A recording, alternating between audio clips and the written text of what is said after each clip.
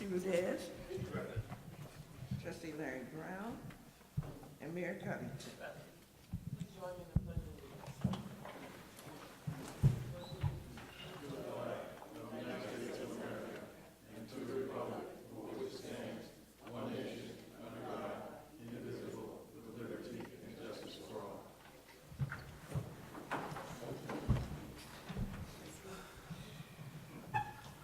Motion for approval of the minutes of the on Tuesday, August 22nd, and September 16th. Is there a motion? So moved. Second.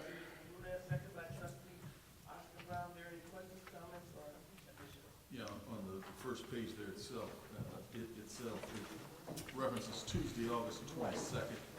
It should be Friday. Right. That's the only place it's referenced on the cover sheet. Yeah, okay. Okay. Does that need to be changed at all?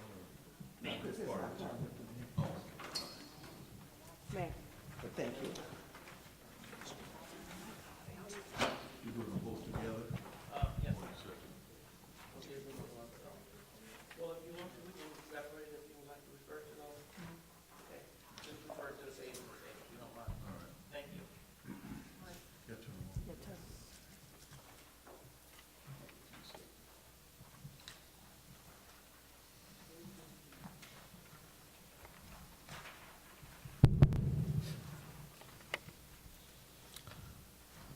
And everyone, would you please speak into your mic, because there have been complaints that people cannot hear our board meetings sound, so if you'd be so kind to speak into the mic, I'd appreciate it. Thank you. Trustee Humphrey? Oh, anyone else have any questions, additions? I do for, things. There were some statements that were not actually in here, and I made a statement that on page, during the special meeting, August 22nd, that I made a statement that this is a win-win situation. In my comments, What page, Madam Mayor? page 3. At what point I just made that statement? It'd be a win-win situation for the village, and we should sign all 4. I see that. I guess that's the area. This is under, September 16th, page 3 of 8. oh, I thought you said August 20. I'm sorry, I'm looking at the front page.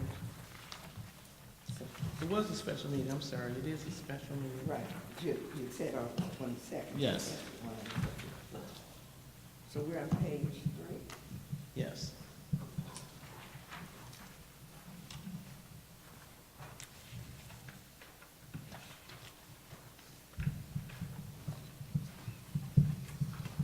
Now, this is under which resolution, Madam Mayor? Okay, under the resolution here, page 3. Second paragraph where you made your statement? Yes, You want it added?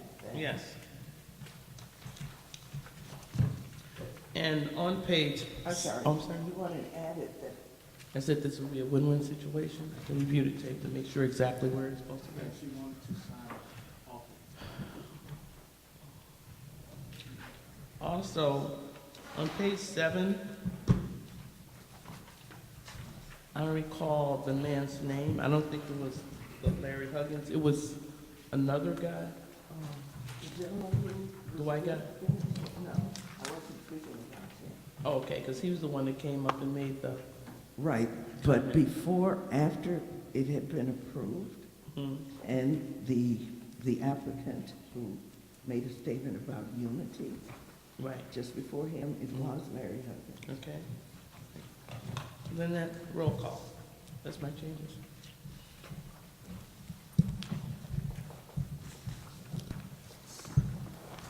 Trustee Oscar Brown. Aye. Trustee Payton. Aye. Trustee Griffin. Trustee Rudez. Votes aye. And Mayor Covington. Aye. Reports of elected officials? Well, I would just like to make a brief report, Mayor. Sure. I'd just like to thank everybody who sent the thanks and congratulations on going to the 17th Annual Football Classic. It appears that a great amount of young people from University Park were able to attend for the first time, and they seemed like they had a joyous occasion out at the football game. So I just want to make that comment. And Mayor, did you enjoy your tickets as well? I was given tickets to the box seats. Okay. I gave you some as well, so yeah. And I distributed to the children. Okay, good. So I just like to report and let everybody know that it turned out to be a good event, and everybody was happy to participate. Thank you, Mrs. Childers and Mrs. Bell, for getting those tickets out to all those young kids and their parents. Report. Special thanks to Phoenix for that. Any others? Yes. Yes, sir. I want to talk about the resolution that we have on the agenda tonight. This resolution is the last part of a South Suburban Mayors and Managers call for projects. Application that has already been submitted for funding for the resurfacing of University Parkway from Western Avenue to Stegomoni Road through year 2015 to 2019 surface transportation program. The project length is 1.65 miles and an estimated cost for milling a depth of 2 1/4 inches asphalt overlay of 2.5 inches, and for all the related work is $330,000, which 80% is federally funded, $264,000, and the village's match is 20%, $66,000.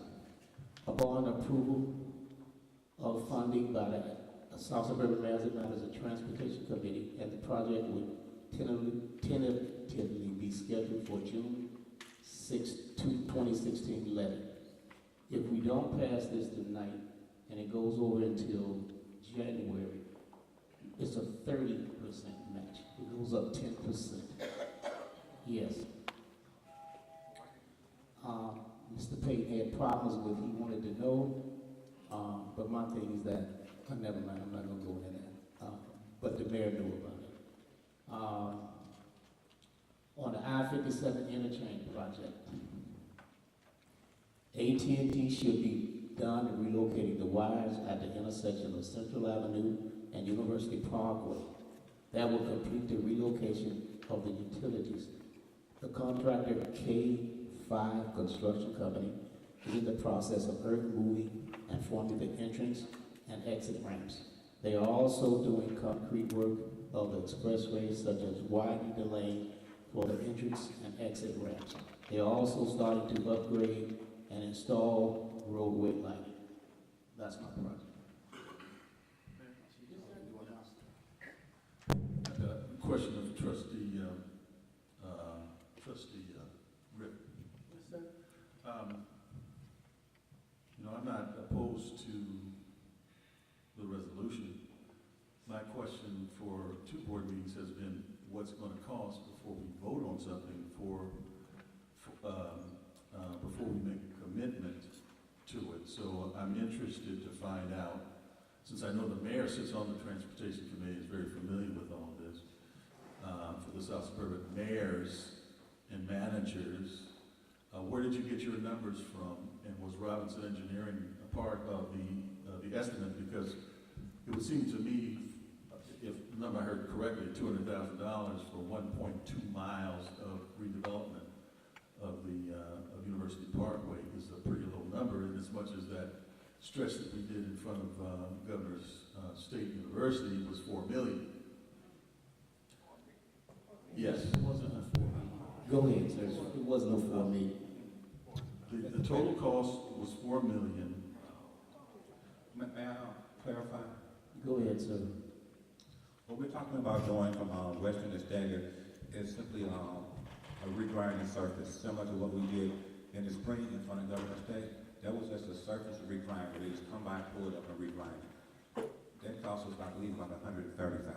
Thank you. This one's $264,000. The $4 million number has to do with the complete road reconstruction, where we're going to go in, tear the road out, reconstructed, moved the utilities, put up lights, widen the road, you know, to bring it to our University Parkway reconstruction project. That's the $4 million for that phase. Thanks for your clarity, Manager.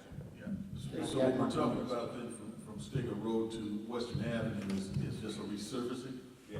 That's just a regrinding surface. All right. And Now, I- I asked this question in 2 board meetings, and why is it now just coming out? I mean, you know, I've been asking for the number from day one, because if we knew the number, we could have just been done with this some time ago. After the first meeting, I mean, I was asking the question of the manager. the first meeting when Since you weren't recognized, I was just waiting to hear from the manager. I was after the first meeting it was raised. In the second meeting, I was not expecting a question, but we did have the numbers from the engineers all along. We just didn't have anybody to express them. Okay, thank you. Can I answer the question? He asked me about my affirmation. I got it from South Suburban Mayor Manager and Robinson Engineer. The mayor sits on the panel. The mayor knew about it. I'm surprised he didn't tell you. I'm surprised he didn't tell the whole board. Okay? That's where I got my information from. Thank you, Trustee Griffin. You're more than welcome, sir. Okay. Yes, sir. If I may, just a brief report. Effective today, nominating petitions for the 2015 General Consolidated Election have been available in my office. They can be picked up Monday through Fridays, and they are to be returned between December 15th and December 22nd. Also, County Clerk has asked that we ask residents of our community who have had members of their family pass away if they would notify their office so that these people can be removed from the voter registration list. We can't do it, even though we might be aware of it. It has to be, or they ask that it's a family member or guardian that would contact their office. October 7th is the last day to register to vote for the November election. And just a point, if you are 17 but will turn 18 before November 4th, you can register and be able to vote. If you move, even if it's next door, please contact the county clerk's office and change your voter registration.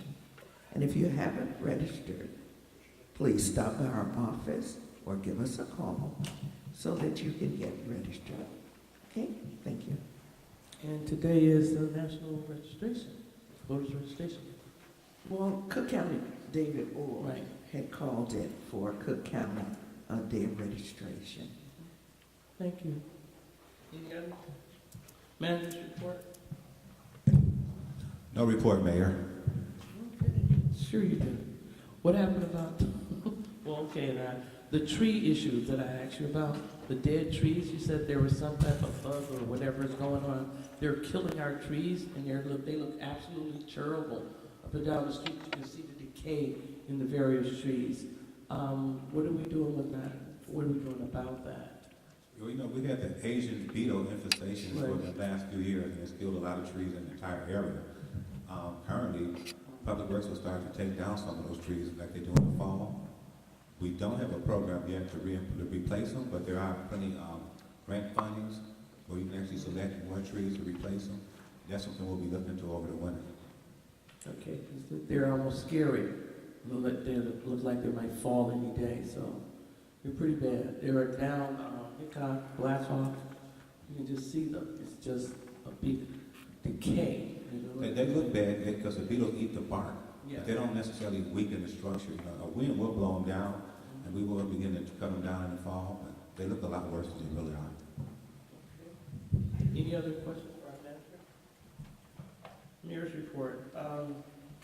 just to address the issue regarding transportation, that was printed, shared with everyone, the board from Robinson Engineers, with my input.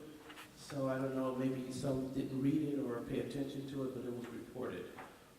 Today, I'll report again, I was attending the state of Illinois, Judy Bartopika has created this book called Dangers Ahead, and what you might know about the state budget and the fiscal focus. It's very, very informative, and I've ordered some for all the trustees, department heads, and for our residents. So there was a meeting this morning with State Representative Luca, but he had to cancel out, so his family had a heart attack, and the village did. I sent out a sympathy card, and our state senator, Toy Hutchinson, was there. In spite of her accident, she was still there. Quite a few mayors was there. EPA was there as well, giving us some information on water control. I will be sharing that with the board and the residents as well about the water loss. And she found it interesting, and I shared with her, the speaker from IEPA, that there was, we are privately owned, and there is a lot of water loss. Some people are complaining, they're saying they use a certain amount of gallons of water, which actually they're not. So there is an organization, it's free training, and it's another organization that you can give us to find out where we're actually losing the water, and what's happening to our water and irrigation. So that was very informative. Also, we talked about the fact sheets on Governor Quinn's $2 billion Clean Water Initiative. So there's a lot of money to that. However, it's not a grant, it's a loan at 1%, and it's a 20-year to 30-year loan. Right now, they understand what's going on as far as finances for everyone, so they're really catching a hard time. But there are other things, the Clean Water Initiative, that we could use to this. But there's a 20% match. They're thinking about making it lower for us, so we'll check into that and see if we can afford that. Also, we talked also about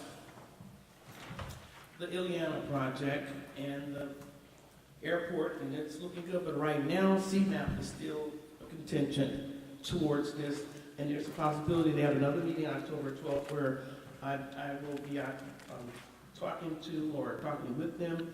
There's a task force that they're talking about building with IML, so we can do this on a regular basis. We had mayors from Mokina to Wilmington, all Will counties and some Cook counties that was under her jurisdiction. We also spoke about the high-speed rail, which is right now, that's really a federal funded thing. So that's really factual, but it's they don't know how it's going to work right now. But the main thing guaranteed, we do have the Ileana project and the airport coming along very fast. But there is going to be a real important meeting and seeing, because some of them are contingent against it, which is CMAP. CMAP still thinking about pulling out. If that so happens, at 2040 shared revenue area, that might be a danger for the south suburbs. Because right now they're looking at us like we don't exist. They don't really want to put an investment into the south area, so all of the people there are complaining about it. There's a bill that we're looking at, the SB Bill 3507. That's something that we have to keep our eye on, and we asked the senator to please look at that as far as what we can do on capital lines. Also, we talked about capital bills and the fundings and money, and how we're losing so many capital companies, and that is hurting our revenue quite a bit. And all the companies we're trying to keep here in Illinois, but a lot of our fundings are leaving. A lot of companies are leaving the South Bend area. We're trying to do everything we can to try to keep those companies here.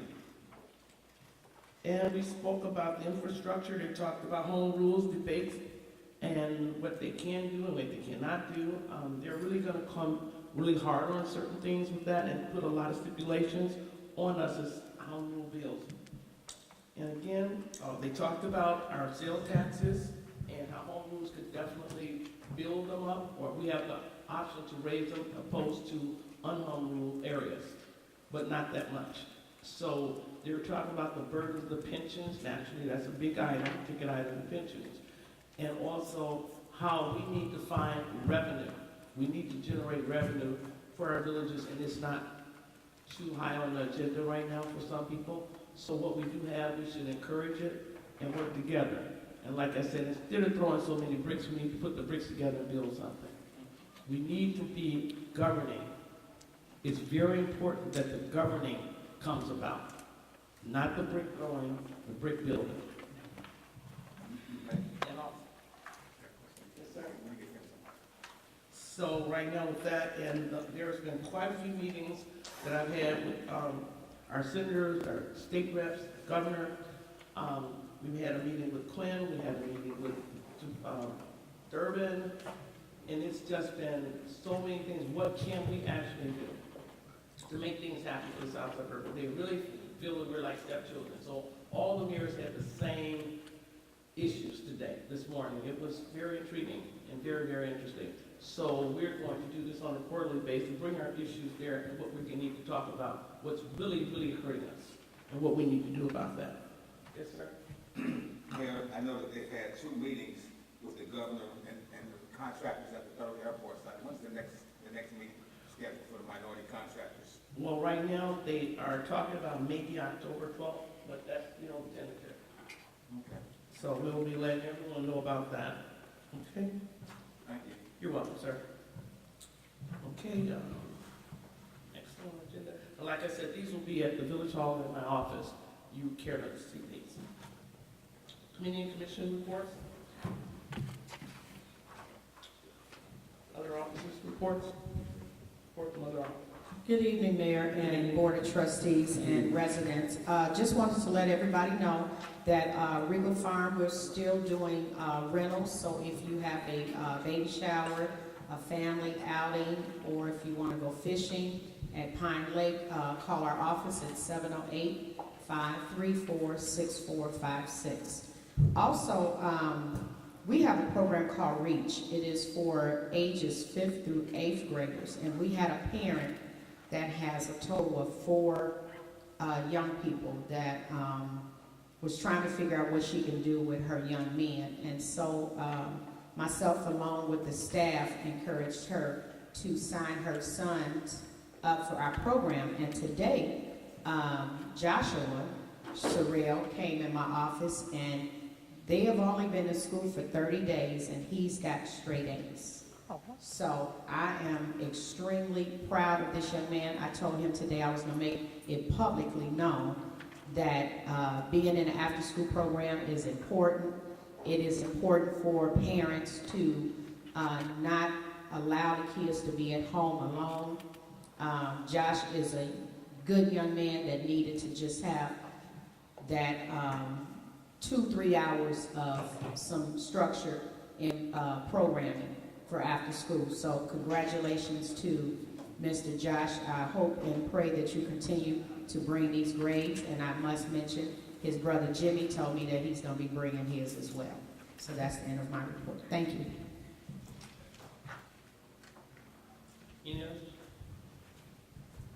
Madam Mayor, trustees, other officials, and residents, a couple of things.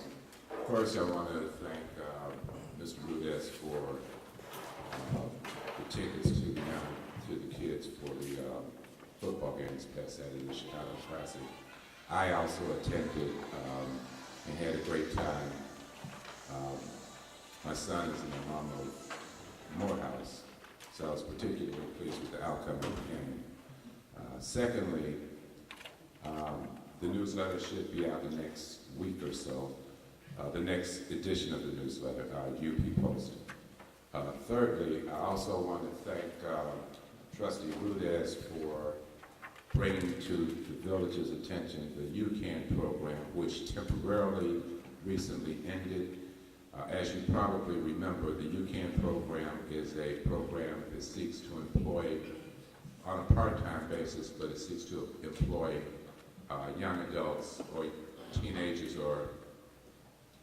and young adults between the ages of 16 and 21 years of age, or 21 years. We were fortunate to, at the cable studio, to employ one individual, Mr. Levante Hudson, who did an excellent job from what I understand. There is a great possibility that although the program ended on September 19th, that it will be extended starting around October 6th. So if there are young students or young adults who are interested in working part-time in the village, please contact my office. Phone number is 708-235-0182. We won't know for certain that the program will be extended, but there's a good possibility that it will be.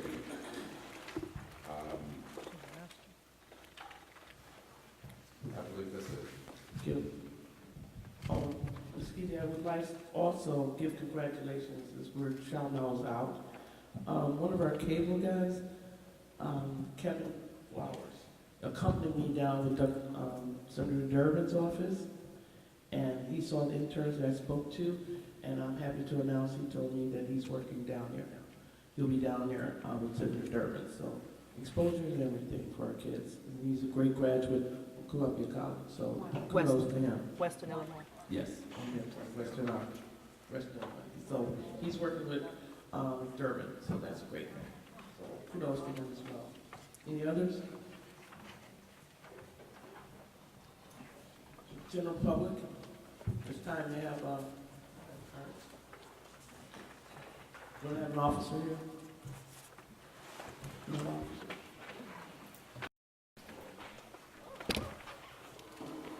She didn't go down outside.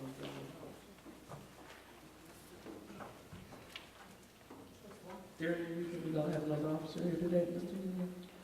Anybody? Mr. Lemire? Any reason why? I'm unaware. Thank you. Ms. Sandra Vaughn? We will get information. Why explanation as to why we don't have one. I'm not certain why we don't have one. I will look into it. Thank you. It might be some incident going on the street.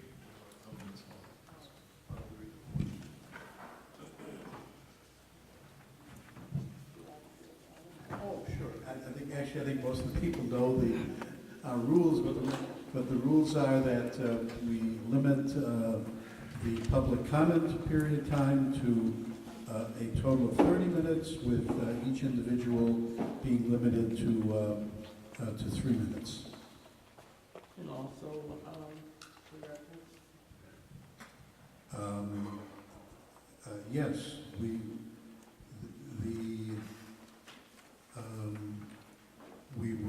will close off protracted, repetitive, irrelevant, or abusive remarks, as is listed on our agenda. Thank you. Ms. Sandra Vaughn? Okay, good evening, Mayor, Board of Trustees, everybody present.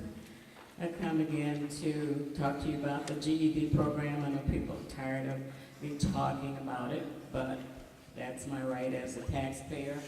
To talk to the board about waste, what I feel is waste and mismanagement. But since Trustee Liz Williams is not here tonight, I will give you my GED report. As I said last time, statistically, according to what we have read and what we know about University Park folks who have high school diplomas, 95.8 supposedly of our residents have high school diplomas, which is, I think, very high and very good. So for the 4% or less that we are trying to help with the GED, the first thing I want you to know is that I attended the class. The last day of the class was Thursday, the 18th.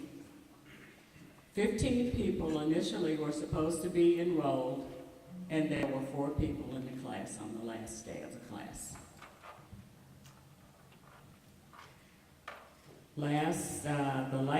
The previous class, there were 18 people enrolled, and as we know, no one got a GED, and they all got certificates of participation.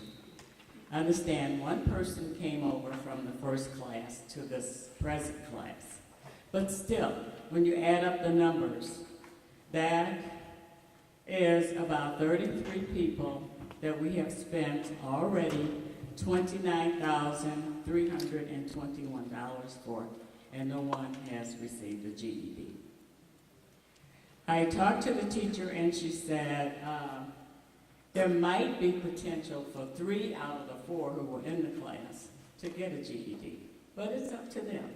It's up to if they're motivated to go ahead and take the test, pay the money, I think it's $140 some, pay the money, take the test. If you fail it the first time, you can take it again at a lower cost. You fail it again, you can take it. So a lot of this is up to motivation. I think we started this class with the wrong premise that if we built the place, they would come. Well, they're not coming, or they come but they don't stay. And as a former trainer with the state of Illinois, I train trainers, and I know one of the big factors in people succeeding in a class is if they come or not. And there are many factors why they don't come. Flat tire, child care, somebody got drunk. I don't know why they're not coming and why they don't stay and why they don't finish. I just know that another approach needs to be made if this class is going to continue. I would recommend that it not continue, but if it does, I think that we need to get the Education Advisory Board back in business, have a mission statement, have content to help these people because they can't do it without tutoring and other things. Thank you. Thank you. See, this is Gina Williams. Ms. Williams.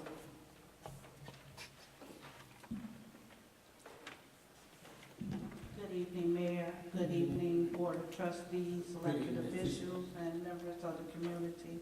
I just want to really say that to the members of the community, if you're not registered to vote, please get registered. And if you are registered, you need to vote. A vote is a terrible thing to waste. I watched the last board meeting, and it was kind of heartbreaking to watch it, the September 16th meeting, to see the young man who almost had the rug pulled out from under his feet was pretty heartbreaking. I didn't understand it because he had been here from day one, and then to see him come forward and tell that his cultivation was being pulled away, but thank God in the end, everybody got what they came for. And I think it's time to stop playing games. I mean, University Park right now is on the brink of greatness. We're a college town, things are changing, we're developing. We should be talking about businesses, growth, coffee shops, stores, restaurants, anything those college kids need, we should be able to provide it for them. They shouldn't have to ever go out the scope of this community. Their dollars and cents should be spent here so they can reinvest in our community. It's time out for crying over a pothole that's been around since old Hank was a puppy. I mean, really? Really? And I mean, I'm not trying to throw darts, but I mean, you all was reciting the Pledge of Allegiance and singing the Star Spangled Banner. I ran and got my flag. I'm like, wow, really? I mean, the only time we hear about this is at election time? Come on. And then we're hearing about people driving self-driving cars for seniors and people that are disadvantaged, but didn't we just have a developer want to come and put a new senior citizen complex here and it was shot down? I mean, that could have brought some great things to our village. That could have been jobs, revenue, cooks, chefs, who knows, maintenance. The seniors wouldn't be suffering the way they are now, but that was shot down because somebody said, oh, it's not free. Well, it's funny how you can advertise on an infomercial something's free, but when somebody else says it's not free anymore, come on. I don't know who's fooling who, but you're not fooling me. So I think people need to get it together because it's time for a new day and a new start. Ms. Mary Pruitt.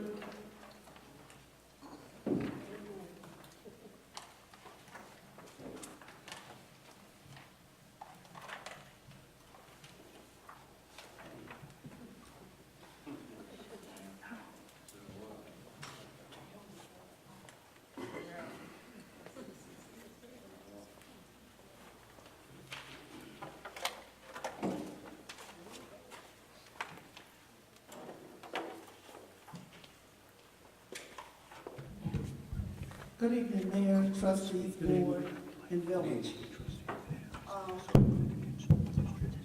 I'd like to announce that Concerned Citizen Committee of University Park will hold a men's, women,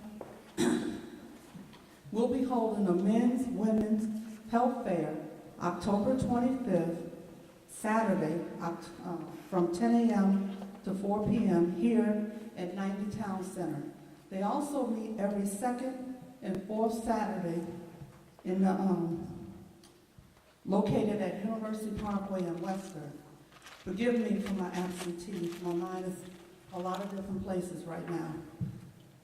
That's all I really wanted to say tonight. I'd just like to invite everybody out to the Men's Women Health Fair, October 25th, from 10 a.m. to 4 p.m. here at 90 Town Center, and Concerned Citizen Committees every second and fourth Saturday at Webster and University Parkway, next to PK's. What time is that? At 11 o'clock a.m. on the second and fourth Saturday. Thank you for your cooperation. Thank you. Trustee Morgan. Ms. Mildred Morgan. I'm going to Okay. Thank you. Victor Griffin.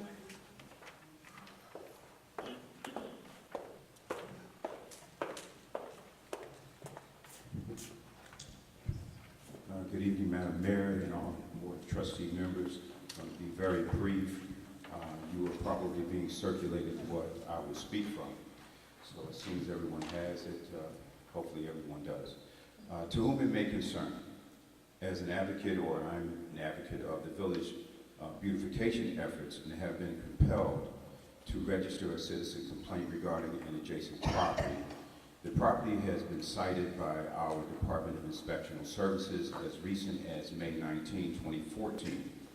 All of these concerns listed in the complaint were determined to be merited, in addition to others founded by the inspecting officer. I have serious public health concerns relative to the property's backyard, which is also in deplorable condition, i.e. 3 to 4 foot foliage growth. This may certainly provide a welcoming habitat for wild animals.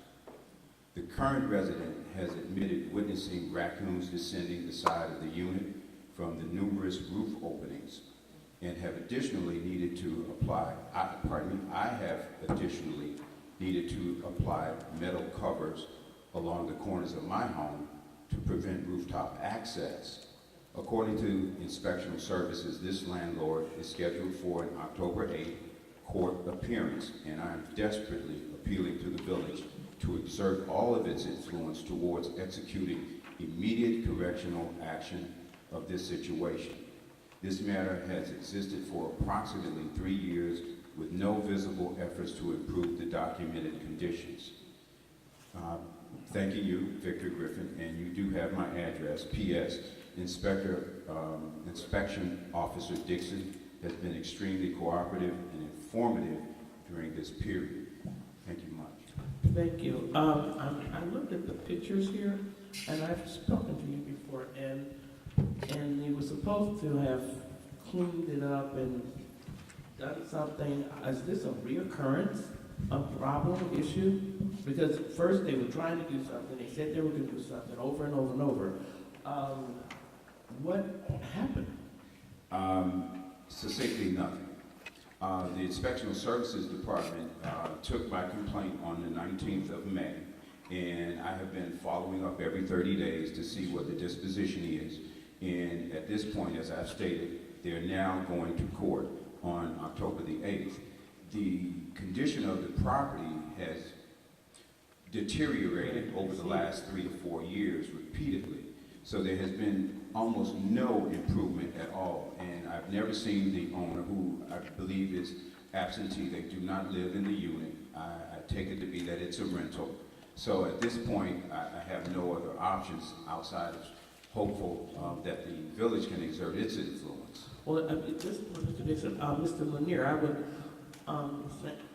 put this right before you to make sure that you have some information about this, because right now this is unexcusable and just unbelievable that every time I've called the office and I've talked to Mr. Dixon repeatedly and said that they were gonna do something with this.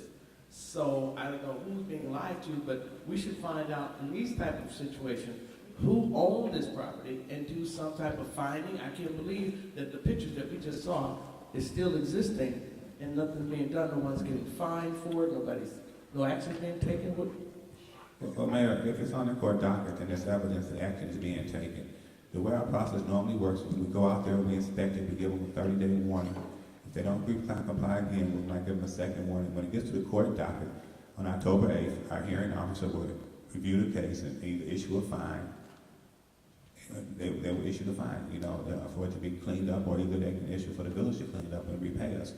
But actually, it's being taken, as the young man has stated. We've been constantly inspecting. It's on the court docket.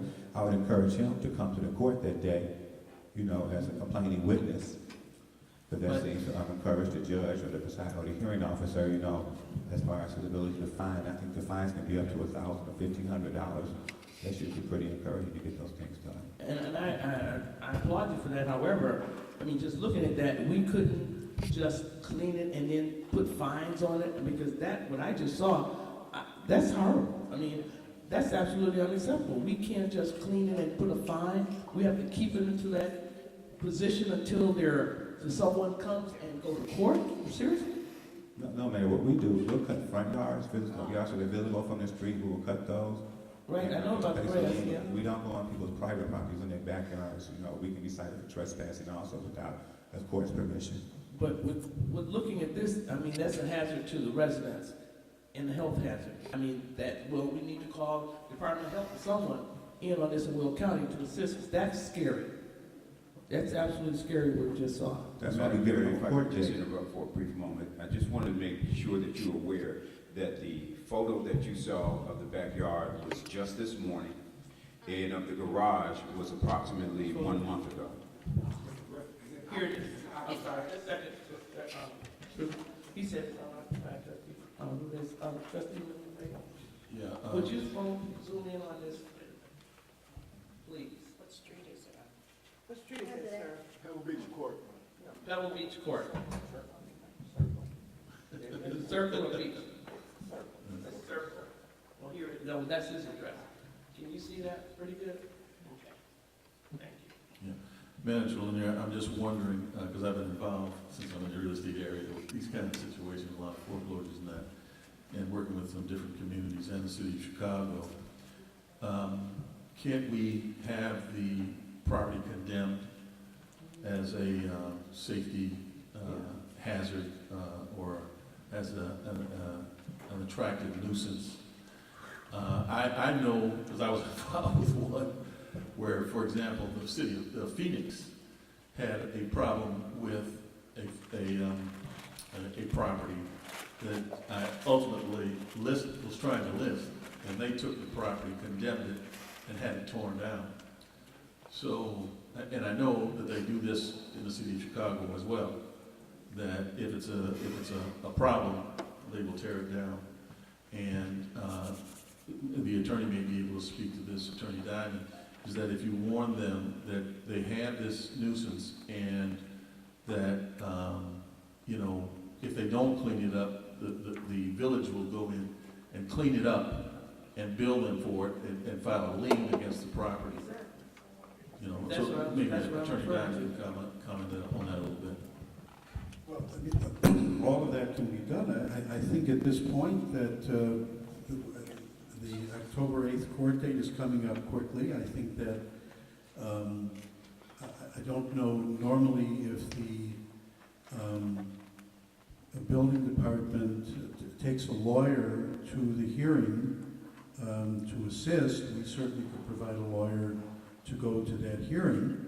But if this case is presented to your hearing officer, I think that he would in fact impose a fine.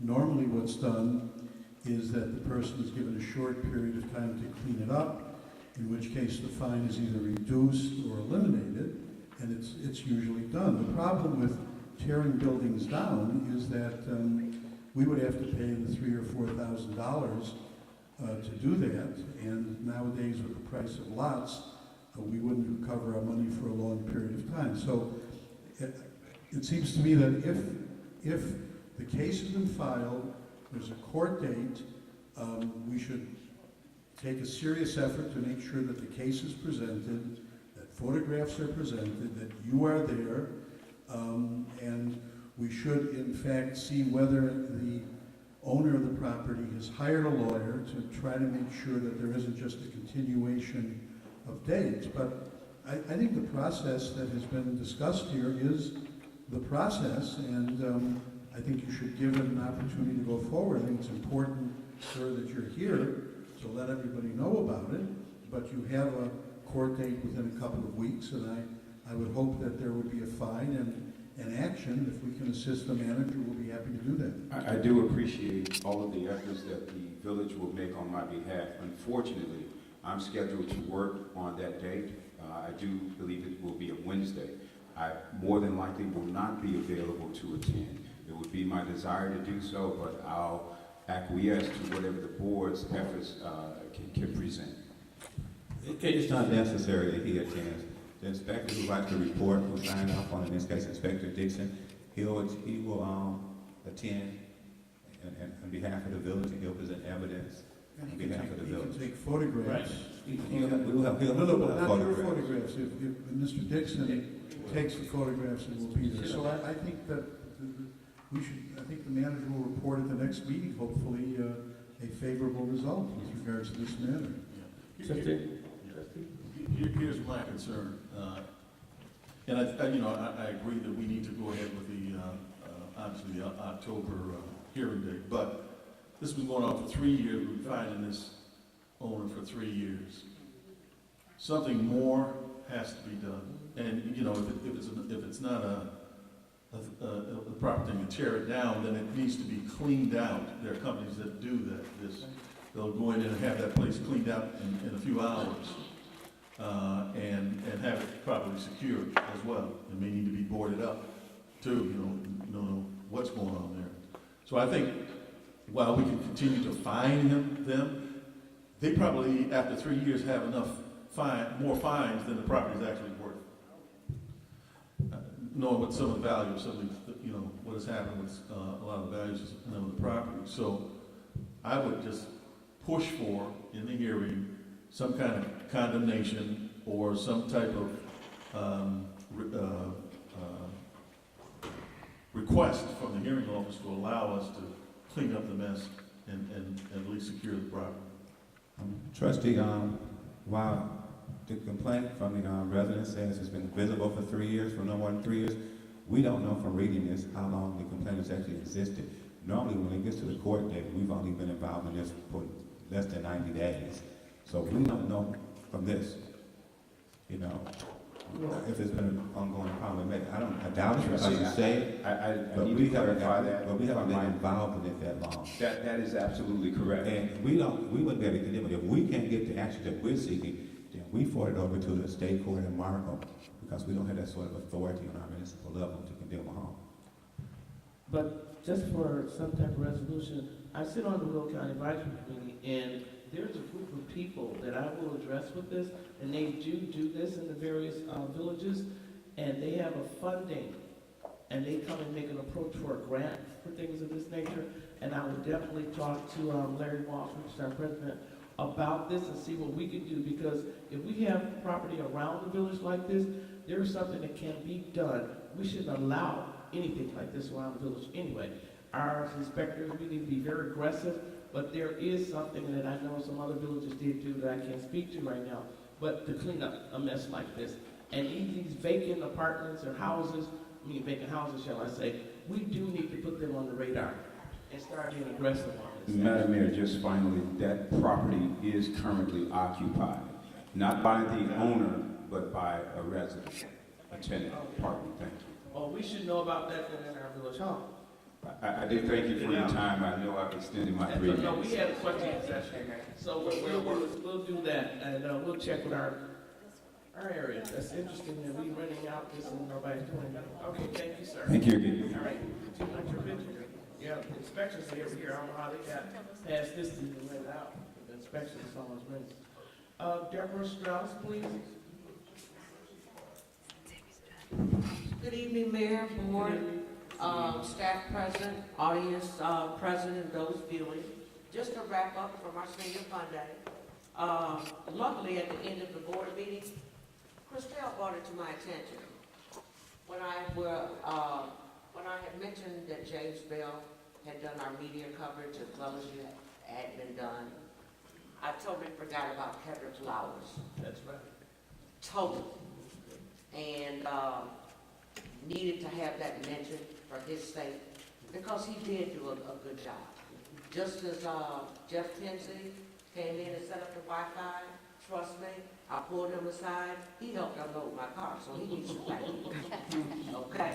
And Trustee Brown, appreciate you for helping reload my car. Okay. And one of the residents of the community, Taffany Kelly, anyone that tasted those scrumptious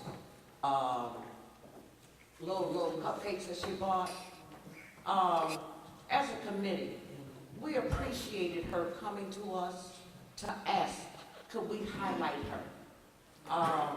Presently, she's attending Robert Morris School of Culinary Arts. So she also donated to us, and we got to thank Taffany as well. And for those unknown donors that respected our request, that they weren't 55, but they did give us $5. So we want to thank them as well. Everyone have a good evening. Thank you. Thank you. Are there any more public comments? No. Okay, I'm sorry. Okay, sure. Oh, I'm sorry. You did not fill out the card. I'm sorry. That's okay. I'm working. That's okay. We got 3 minutes.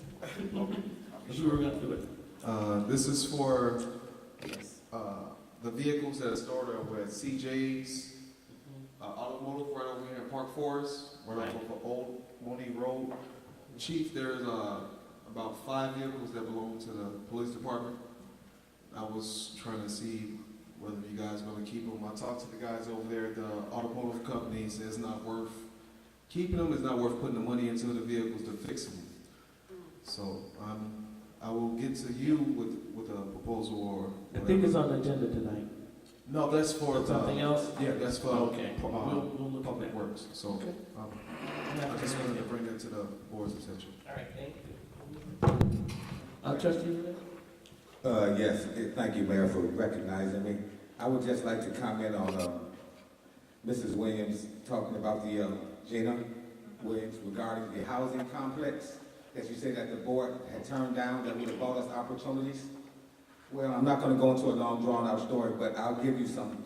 Well, you can look on the Southtown Star News website, February 2nd, 2014, and March 4th, 2014, where Cook County Sheriff Tom Dart described the developer as one of the worst deals that he's ever seen in his history as Cook County Sheriff. Those were the same developers that came here. So you can just a little point where you can go look and see it for yourself. I appreciate it. You're welcome. All right. Anything else? Oh, I want to thank the fire department for the email that I do my 9/11 treat to the fire police department every year. This is the 12th year, and thank you very much, Deputy Chief. It was a beautiful email. Okay, unfinished business. Resolution regarding the improvement of University Park from State Mooney Road to Western Avenue.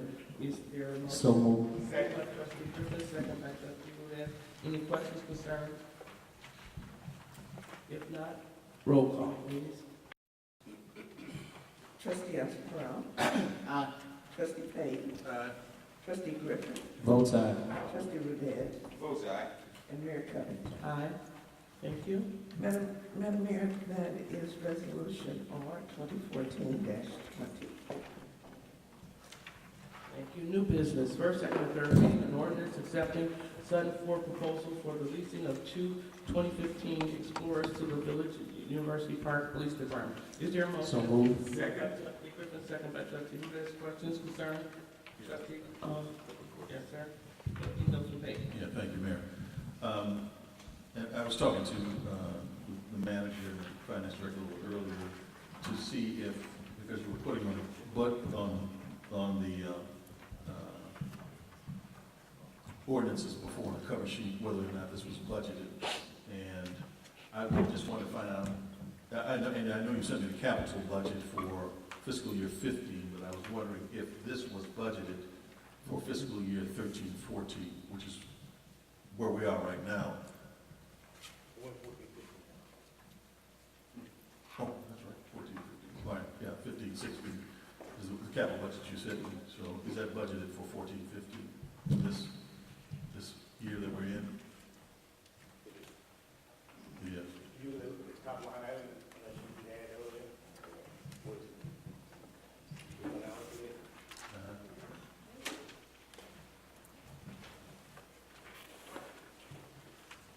The top line, all right, it says capital project, you're talking about prelim budget for 89,000. That top line item in the expense section that is not allocated any particular line item. The top line item, I'm not sure what it says. On the bottom part. On the bottom part of the... On the expenditure, that first line item right here. Right, where it says capital projects, account number 571.000. There's nothing specifically identified there. I'm not sure what the dollars are, but it's included there. Okay. All right. What we can do is remark up this top sheet and email it to everybody tomorrow, the way we, of course, our new process, where we show where the account numbers are coming from, what amount was budgeted, and how much we're spending. We'll get that marked up for you, for the mayor and the board, and get that out to you guys. Okay, because there's another line that says purchase vehicle 741.006, and that's for the, and that's the question I was saying, is that 89, that's 89,047, so is it included in the capital projects, which is what kind of a sundry, or is it under the purchase vehicles? Or is it under the purchase vehicle lease payments, which is 95,334? Okay. It's not under the purchase lease payment. Those are from previous vehicles purchased earlier. It will be in the purchase vehicle line, I'm sorry. Okay, all right.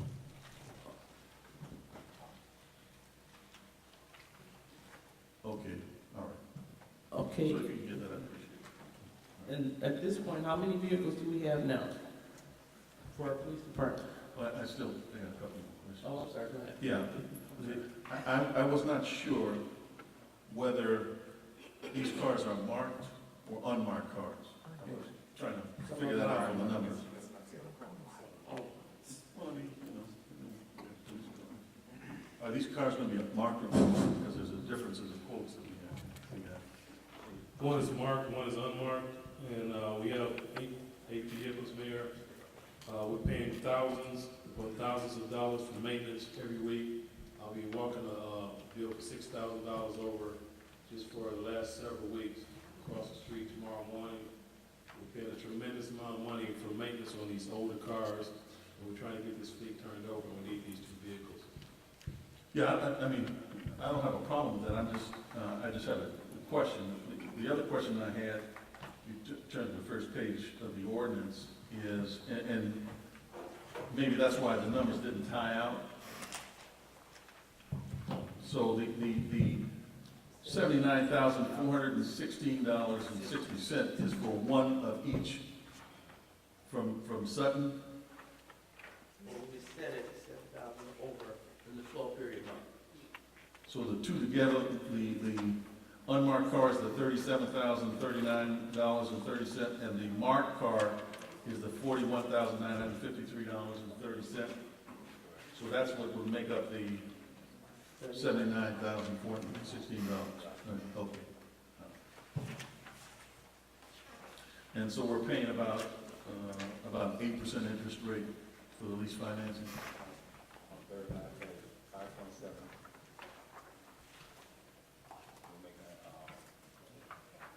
Well, my calculation was that, based upon the monthly payments of, unless one of them's gonna be different, of what here we have, huh? Oh, The $7,000 is a quarterly? that's only $21,000 for the year, though. If that's a quarterly payment, it's $7,145.11. It's like $28 for the year, but those are quarterly payments.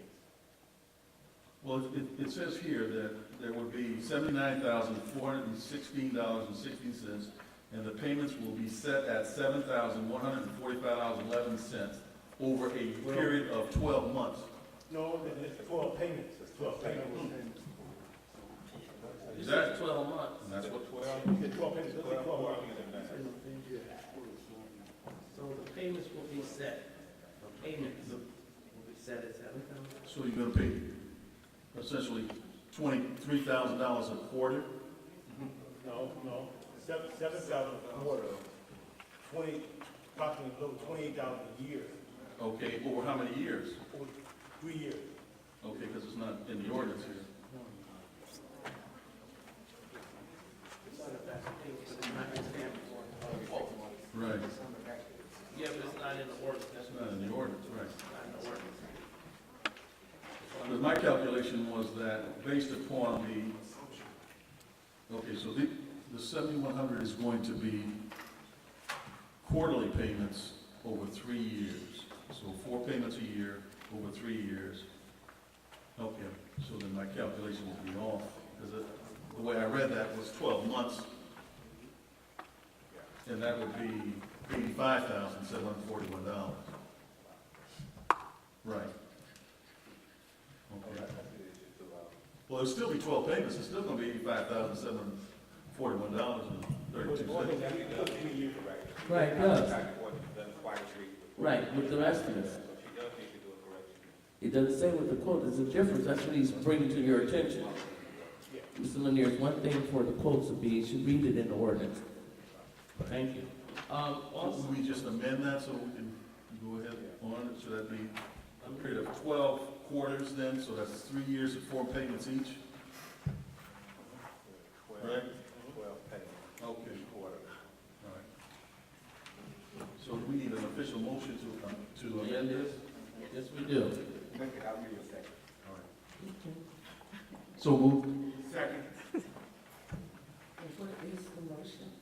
To amend the ordinance from, Reflect. it's from, to 12 payments instead of 12 months.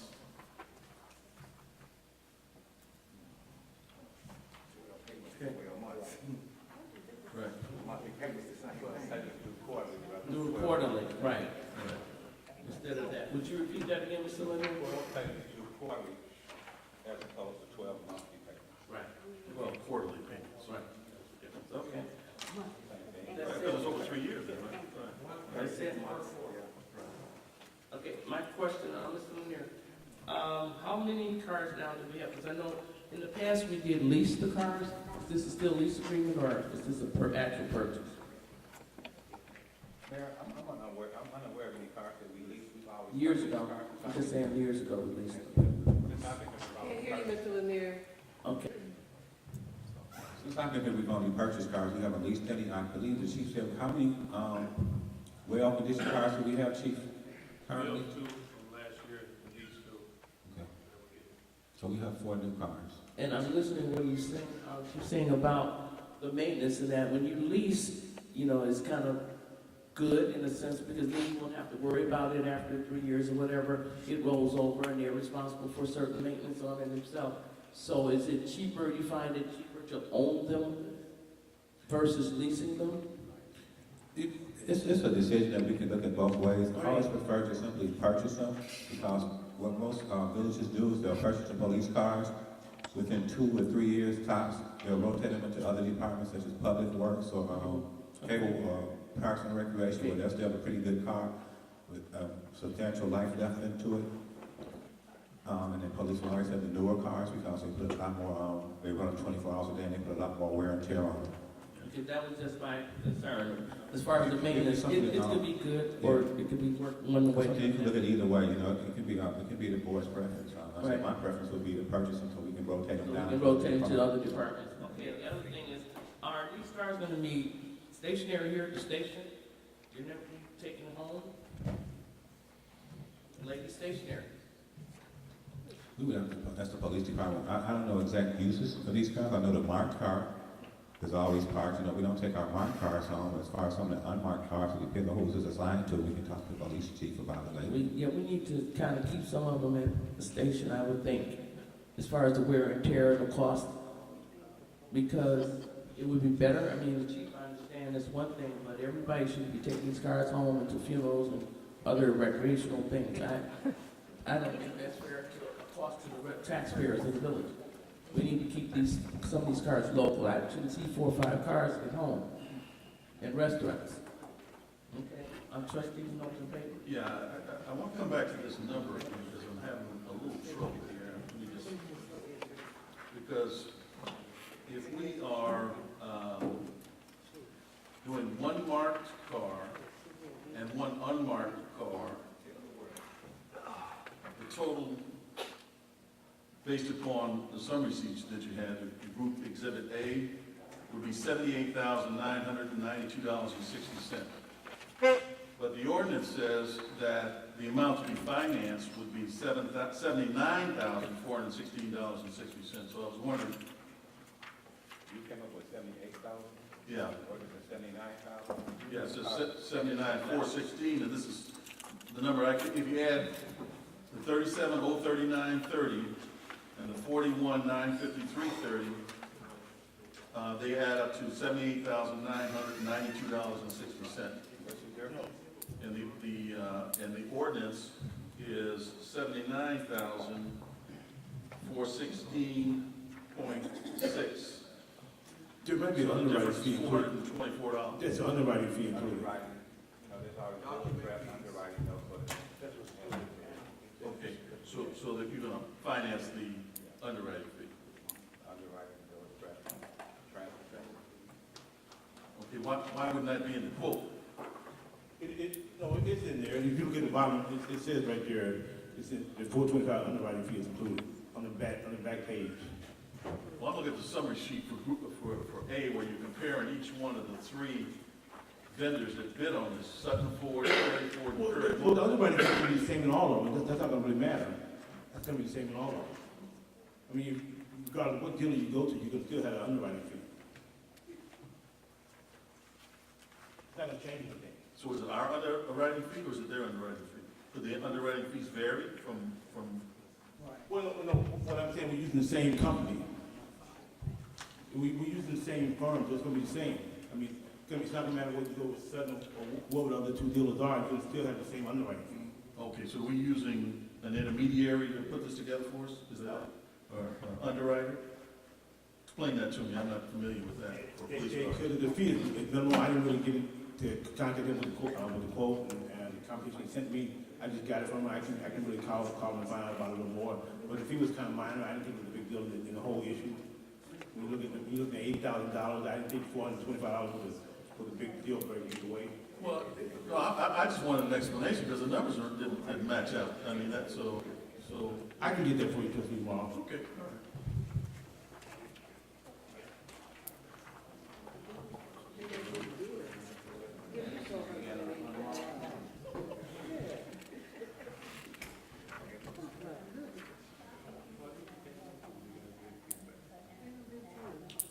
That's all. Okay. Anybody else? Okay, roll call, please. Madam Mayor, this is on the amendment. I'm sorry. This is on the amendment. Yes. Trustee Oscar Brown. Aye. Trustee Payne. Aye. Trustee Griffin. Votes aye. Trustee Rivera. And Madam Clerk, just for clarity, what is the amendment? The amendment is to correct the ordinance to reflect 12 quarterly payments. Oh, okay. Votes aye. Mayor Covington. Aye. Now, roll call on the main motion as amended. Yes. Roll call. Trustee Oscar Brown. Aye. Trustee Payton. Aye. Trustee Griffin. Votes aye. Trustee Rivera. Votes aye. And Mayor Covington. Aye. Madam Mayor, that is ordinance 2014-42. Thank you. So the fees are accepted? First, second, and third reading ordinance accept the lowest responsible proposal for the road salt for the 2014-15 season. So Is there a moved. motion? Second. Moved by Trustee Sampson. Moved by Trustee Griffin. Second by Trustee. Can we have order, please? Second by Trustee Oscar Brown. Questions, concerns? input? Question. Yes, sir. Trustee Oscar Brown. First, thank you for taking action on road salt. You know how important this issue is to me. However, I do have a question in regards to Midwest Salt's proposal. They offered at 105 per ton. I'm sorry, Mr. They made an offer at 105 per ton for 63,000, and we went with Russo at 69 at 115. The difference was they would hold the price if we need to go over the 600 tons. Is there any way you could enter an agreement to buy half and half, and that way we can get the guaranteed price from Russo's and the lesser price from Midwest Salt? All things are possible at this point, but we do not want to take chances on not having salt. You know, we did make the state bid, and depending on the weather, which is, you know, nobody can predict. So what our course of action is to try to lock down some sort of guarantee that we can have salt. So this was our best option. Yeah, I agree with you too. It seems like that would be the best way. Long-term, if it was possible, could you split it? The risk factor. Even now, if we were to go back and try to renegotiate, the prices go up. Every week you come back to renegotiate, these prices fluctuate, you know, because they're looking at what the forecast, what it's going to take to get the barge across the ocean, and who all wants it, and how competitive it is. So I just wouldn't chance it. I mean, you may be. And just speaking with IDOT, Mr. Jerry Hunt, please, they said they do have some salt, so try to put your bid in now, because they said they are going to give some out, so make sure that you go and get that bid in, okay? Yes, ma'am. Trustee? Yeah, just a quick question here. It says that the village was unsuccessful in securing road salt for the 14-15 season from the Illinois Department of Central Management Services. Now, is that because they don't have any more salt to sell? It seems like that would be kind of like a It's the lead time that they require. We had got it, only require almost a year's lead time because they want to make sure that they have enough stock for their roads. Okay, so they made their commitments already and Yeah. more earlier than. I said do it now. Okay, all right, thank you. Any other questions? Roll call, please. Trustee Oscar Brown. Oh, that's aye. Trustee Payton. Aye. Trustee Griffin. Votes aye. Trustee Rudez. Votes aye. And Mayor Cummings. Aye. Madam Mayor, that is ordinance O 2014-43. Thank you very much. First, second, and third reading ordinance declaring certain personal property no longer necessary or useful to the village and authorization the sale of disposal and operable vehicles at the Public Works Department. Is there a motion? So move. Moved by Trustee Rudez, second. Second by Trustee Griffin. Questions, concerns? Okay. None being, roll call. Trustee Oscar Brown. Aye. Trustee Payton. Aye. Trustee Griffin. Votes aye. Trustee Rudez. Votes aye. And Mayor Cummings. Aye. Madam Mayor, that's ordinance 2014-44. Thank you. Resolution regarding the notice of a proposed rulemaking proceeding hazardous materials enhanced tank car standards and operational controls for high hazard flammable trains before the pipeline and hazardous material safety administration in dock number PHMSA 2012-0082 HM-251. Is there a motion? So move. Moved by Trustee Rudez, second. Second. By Trustee Payton. Questions?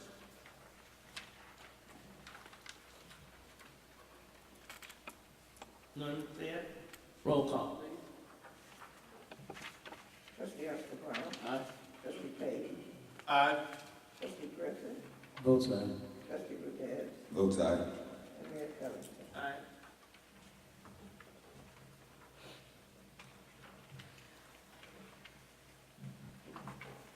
resolution ratifying a collection bargaining agreement by the We have a number, resolution number. Ma'am? Could you give us a resolution number?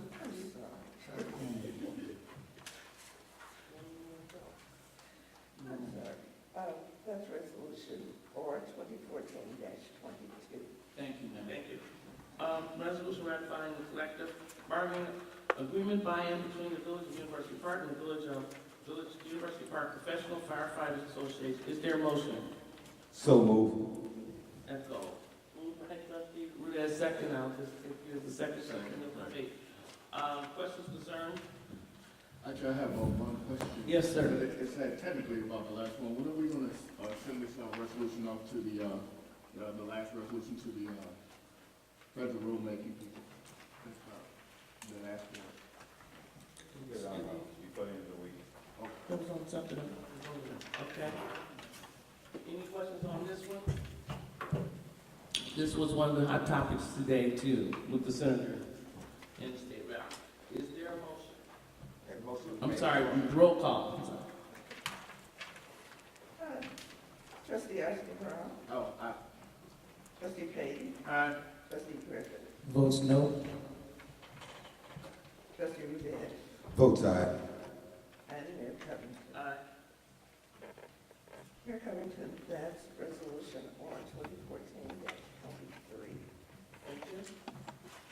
First, second, and third reading. The ordinance authorizing execution of a law enforcement mutual aid agreement. Is there a motion? So move. Moved by trustee Rudette, second. Second. Second by trustee Griffin. Questions, concerns, input? Yeah, I have some questions concerning that. I read Attorney Diamond's letter, and it obviously raised some questions about this whole effort, because it's supposedly a statewide effort, and can, although we do have some controls, they can request our use of our manpower and our resources for what could be an indeterminate period of time. I'm just wondering if Chief Bradley could kind of give us a little background and comment on it for us.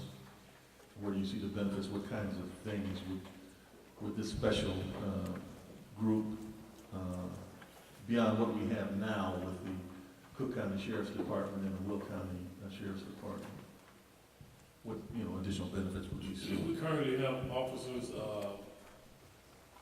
who ride with Cook County Sheriff's Office. Cook County Sheriff's Office has come out here, worked with our officers, and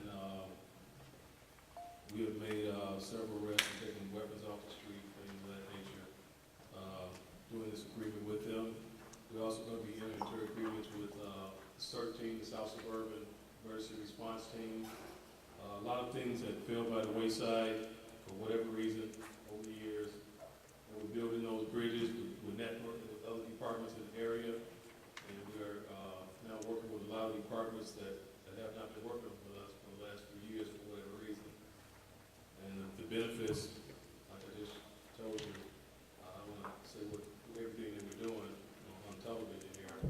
But if we had certain emergencies that we can't handle here because of the manpower that we have on the street, it's just a phone call away. Especially if we have barricaded subjects, suicidal subjects, hostages, situations of that nature. We have expertise that we can call in to help us out, save lives, property, things of that nature. They need to have the chief or his designee, a deputy chief or commander, somebody of that nature, to call them. Somebody had some reservations about why that type of language is in there. The chief, these law enforcement agencies won't respond unless they hear certain buzzwords. They want to hear that the chief is calling them over here, somebody from law enforcement, that certain questions that are going to be asked, that person can answer those questions. Because this, from what I could gather, because I just didn't understand all of the aspects of this thing, it is kind of a statewide thing. Do you envision our officers having to go downstate to assist with something, and vice versa? Absolutely. We've seen what happened with 911, with other things that have happened out here. Even if we had one of the worst tornadoes we've had in this country in Plainfield. I don't know if you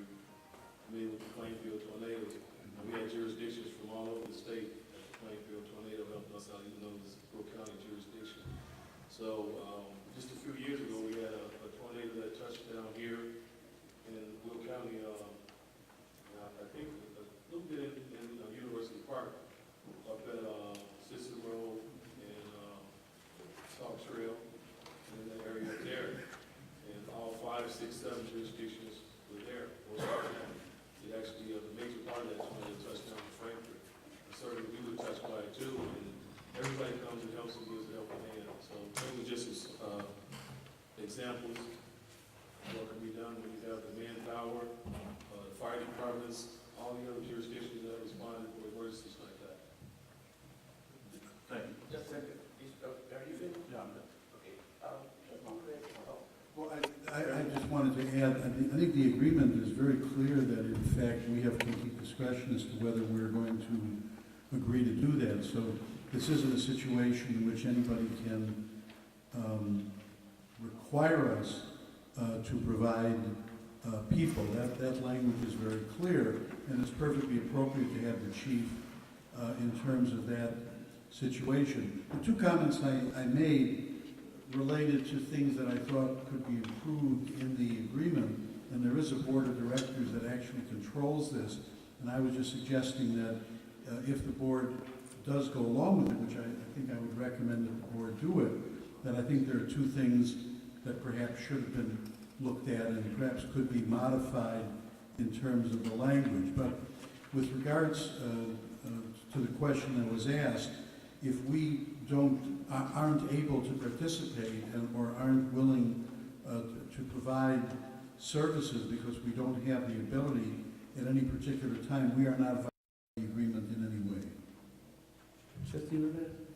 Also, Mayor, we get a lot of great training, a lot of free, that we otherwise wouldn't get. Our guys, a couple of weeks ago, they were riding on the south side of Chicago, Inglewood neighborhoods like that, getting exposed to a lot of great training, things they bring back here, and then they train our people out here. Homeland Security provides a lot of great training in these different areas, for these different units. Our guys get training from there. We'll be getting in the future equipment from them. These other departments get. They've been getting for years, and for whatever reason we haven't been getting it out here. So we're just trying to get our foot in the door like everybody else. Oh, okay, and just to comment on Attorney Diamond, there is this provision in Section K that allows for amendments as desired, and it goes back periodically checked over and over, so it can be updated or amended as necessary. Can I ask a question? Yes, sir. Also, in the agreement, there's a 90-day agreement in case we wanted to switch or get out or change. Yes, 90 days. we can withdraw on 90 days notice. There is a provision that would obligate us if we were financially obligated, and I think that should be slightly modified by the group itself. I don't think this group probably expends a lot of money, but those were just suggestions. As far as the basic part of the agreement is concerned, it's very clear that if we need other people, we really are not responsible for injuries or anything like that. That does go back to the home community. So I think most of it is very well written.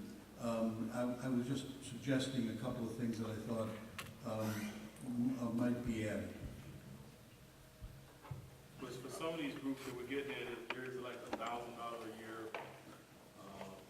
payment membership, but it's well worth the benefits and what we're receiving on the other end.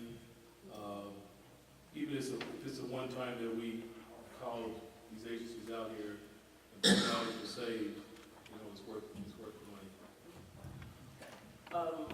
My input is, I'm sorry, you have a question? Okay.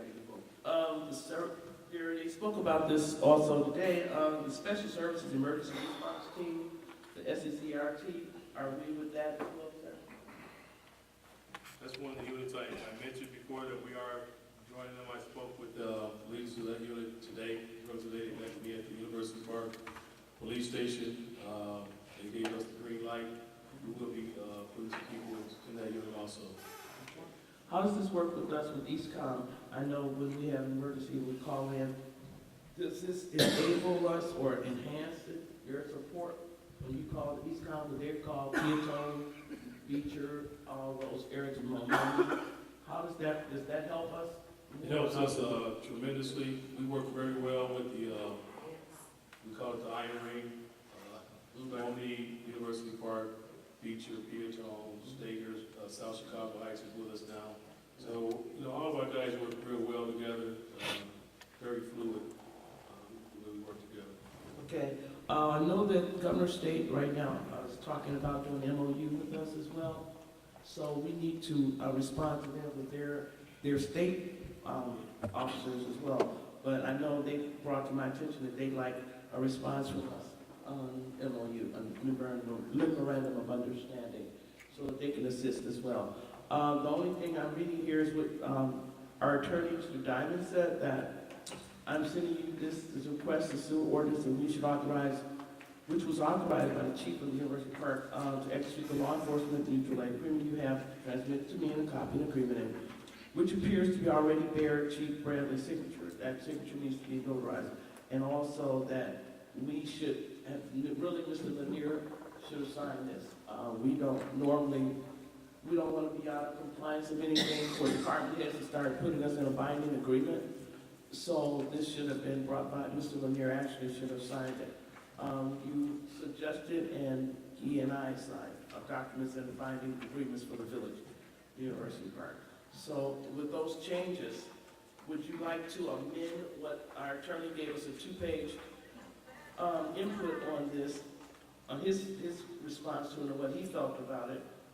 So can we have to do any amendments? No, this is something that, in fact, once we join the group, the mayor may pass to the chief, may wish to pass that on. But no, I would recommend that it be approved in its current form. Okay, but it has to be signed by Mr. Lanier or myself. That's fine. Okay. All right. Roll call. Understand that, please. Department head. Trustee Oscar Brown. Aye. Trustee Payton. Aye. Trustee Griffin. Votes aye. Trustee Rudez. Votes aye. And Mayor Covington. Aye. Mayor Covington, that's ordinance 2014-45.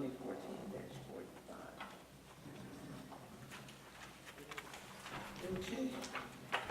Attached for your approval is a listing of the general operating expenses for the Village of University Park and the following is the grand total of the everyday expenses for the last 2 weeks from September through September 23rd. General operating funds is $170,554.29. Road and Bridge, $9,849.56. Town Center, $2,220.44. Golf course, $29,032.84. Governor East Fund, $97.50. TIP 5, $97.50. And a grand total of $211,852.13. Is there any questions or concerns? Question, Trustee Griffin. I'm sorry, first we need a motion. So moved. Moved by Trustee Oscar Brown, second by Trustee Rudez. Question, Trustee Griffin. Checks 82972, 82973. Lee Murphy. That's Crawford Murphy Tilly again. For what I understand, those payments are not related to the payments we talked about in previous meetings. I had the village manager explain why we're paying them that. Crawford, Murphy, and Tilly are still the engineers of record for our University Parkway project. So they still put in work. They still have to revise some of their plans and submit it to IDOT and those sort of things. It's much more efficient for us to continue on with the engineers of records that did draw up the original plans in 1996 and turn it all over to Robinson. Right. That would really set the project back. So when they do these things, they bill us. Right, okay, now. I think you weren't here at the last board meeting? No, you weren't here at the last board. Okay. Maybe in spirit. Yes, there were 3 checks for 31,000 plus. About 38,000. How much? 38,000. Okay, well, I'm trying to see if those checks clear, because that would knock our bill well under 200,000. So that's why I'm asking. They're not clear. When will they clear? Trustee, to be honest with you, it's a cash flow issue. We will pay them as soon as we can have funds available to pay them. We have other pressing matters at this time, and that's why they have not been paid.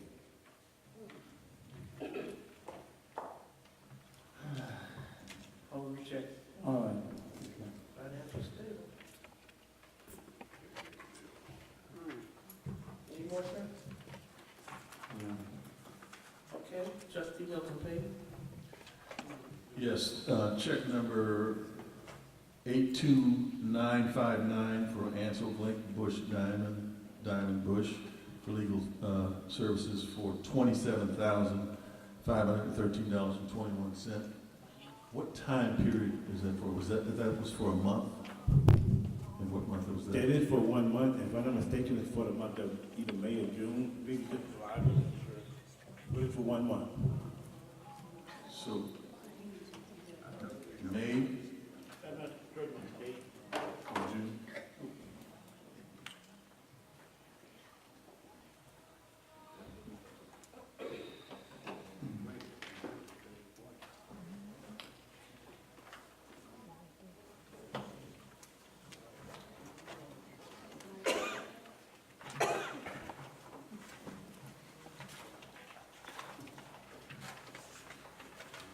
That's a June invoice.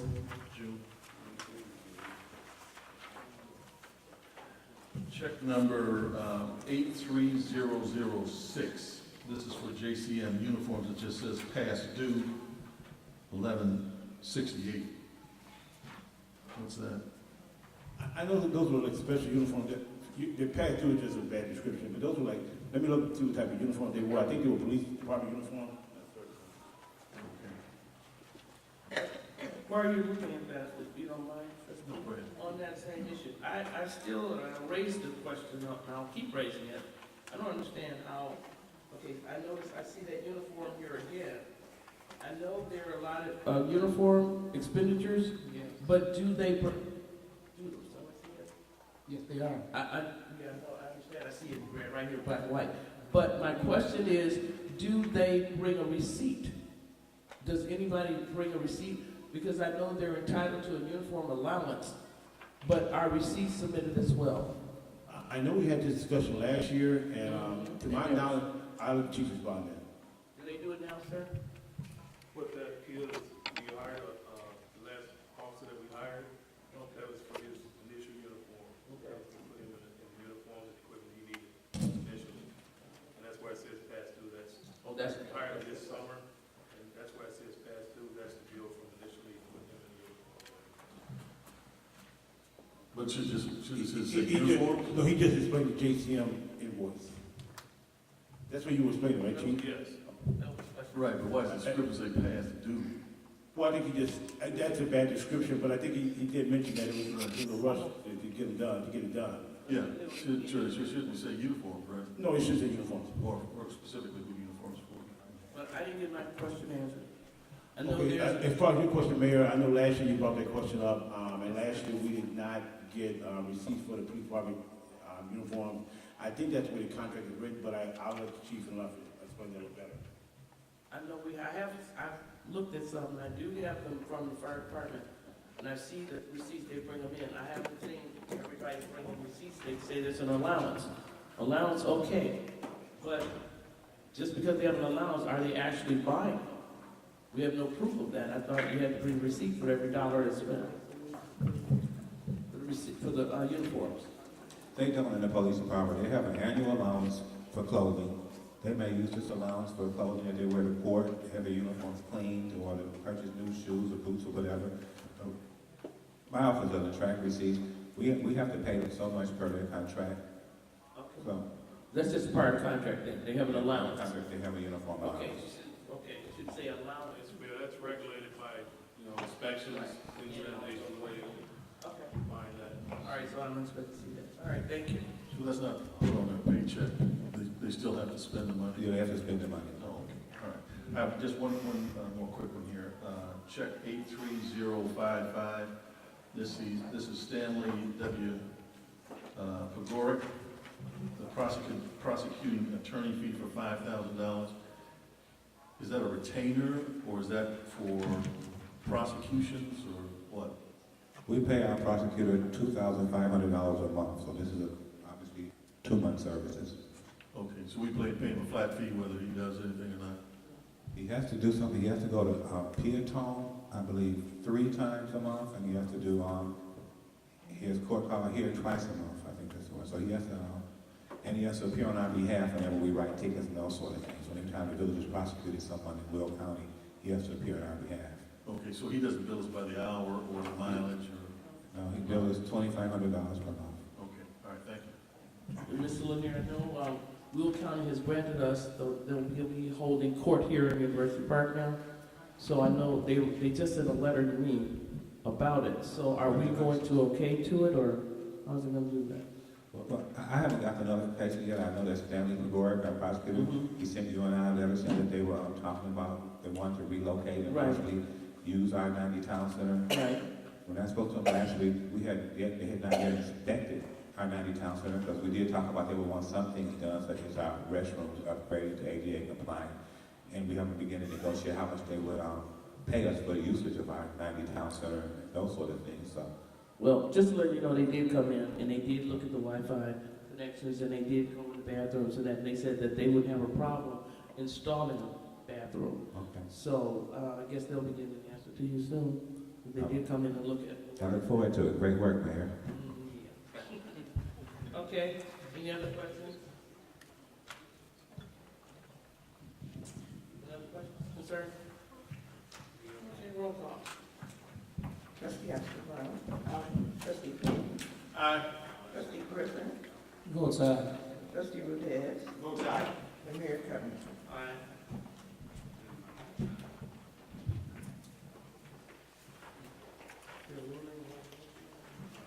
Okay. This time, board comments. Trustee Oscar. No comment. You're not even now. Don't count on it. I'm trying.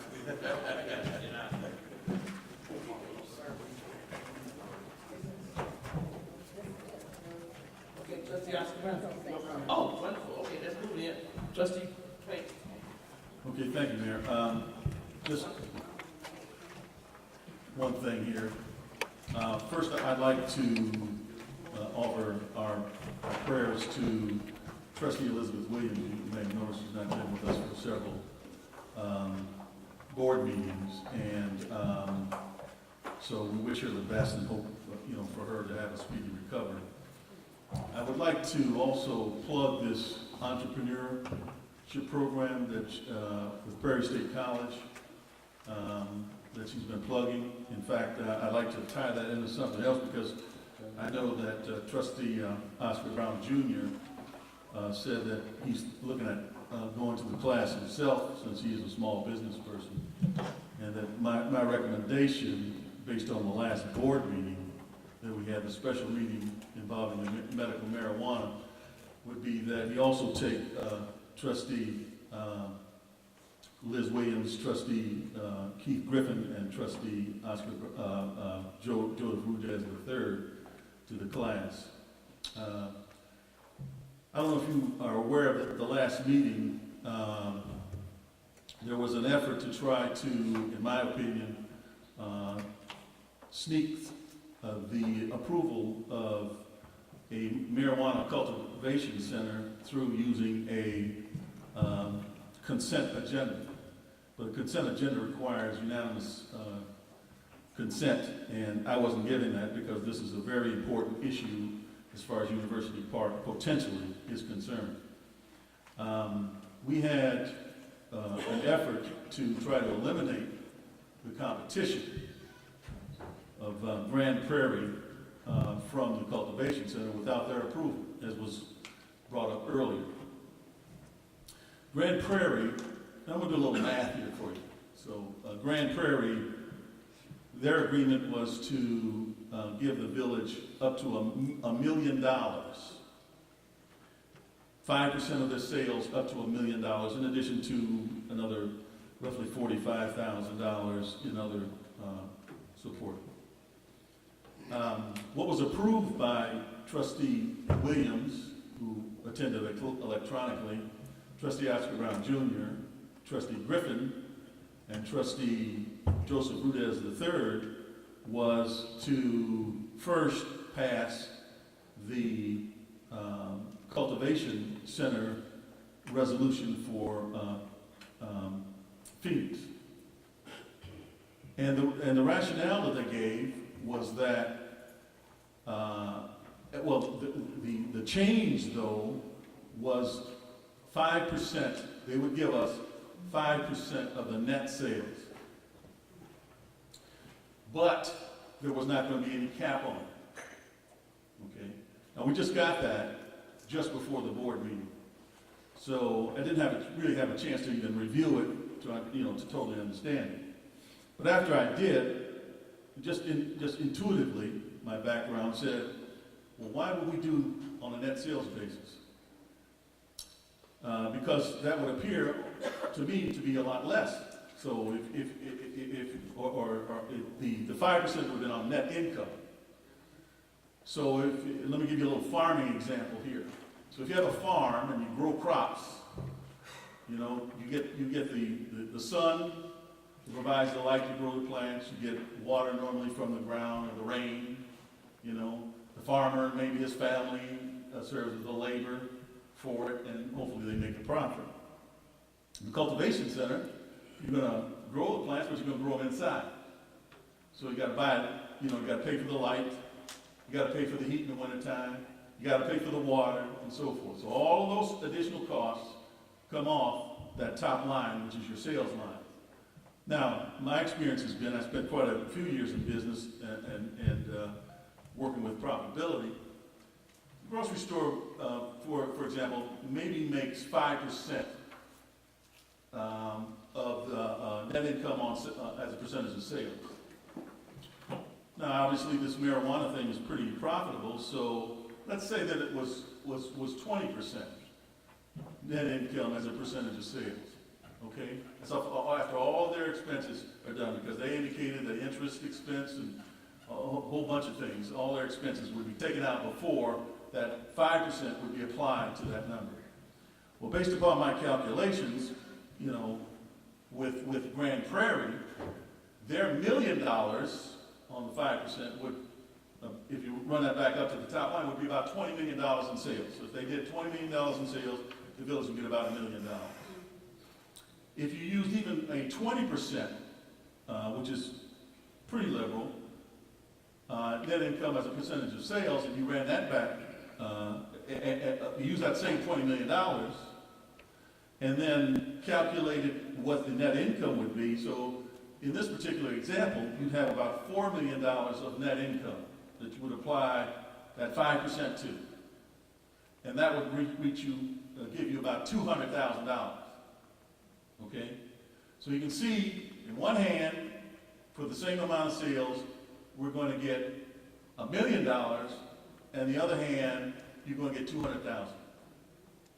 Okay? Now, there's no cap on that last one, which means now that the sales number to equal the $1 million for Phoenix would have to be 5 times that, or it would have to be $100 million in sales before we would get the same amount of dollars. So to me, that was something that I think maybe a class like this would be able to help. But it also indicates a pattern. I think you heard some comments today. They're trying to first, put down the Thomas Dart's comments to try to knock down, and it wasn't, Mr. Gamble. It was, they were trying to refer to some comments that were made regarding Jim Lawful. You mentioned earlier in your public comments, Ms. Williams, that we need to move forward. Well, we had a developer that came here, wanted to do a $35 million development.